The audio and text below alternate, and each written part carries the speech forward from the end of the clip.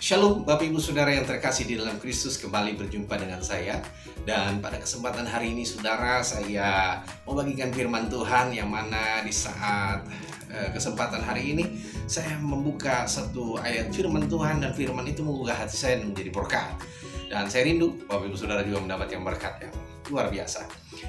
Matius pasalnya yang ke-25 ayat 29. Karena setiap orang yang mempunyai, kepadanya akan diberi, sehingga ia berkelimpahan.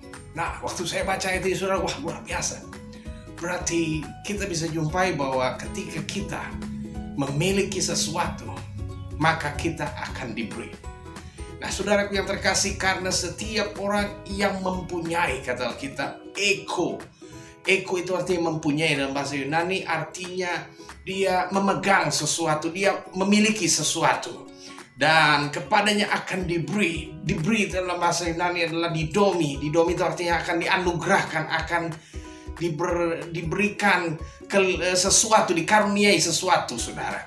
Dan kepadanya akan diberi sehingga ia berkelimpahan. Nah, kata berkelimpahannya ialah perisio. Perisio artinya akan dibuat beruntung, akan dibuat menjadi kaya, diperkaya atau diberi kelimpahan. Nah, apa yang menjadi hal yang penting bagi kita, yaitu ketika kita mempunyai sesuatu. Kalau kita mempunyai sesuatu, nah apa yang harus kita punyai? Saudara, dalam ayat ini sedang dijelaskan tentang talenta, Bapak Ibu Saudara. Artinya kalau kita mempunyai hasil dari talenta. Jadi Tuhan beri setiap orang talenta sesuai dengan kemampuan, sesuai dengan porsi, sesuai dengan kapasitasnya. Jadi ketika diberi, lalu kita bisa mengembangkan, memberikan hasil dari yang dipercaya Tuhan, maka disitulah kita akan diberkati oleh Tuhan. Kita akan makin dipercaya, makin akan diperkaya. Sudah dipercaya, makin diperkaya. Jadi intinya hidup kita harus dipercaya oleh Tuhan, dan kita memiliki hasil. Dan kita bisa belajar, saudara, Tuhan itu suka dengan orang yang bisa menghasilkan, ya. Ketika Yesus berjalan dan dia lapar, dia lihat, saudara, pohon ara itu, dia lihat tengok-tengok, buahnya nggak ada. Ketika buahnya nggak ada, lalu dia kutuk pohon ara itu.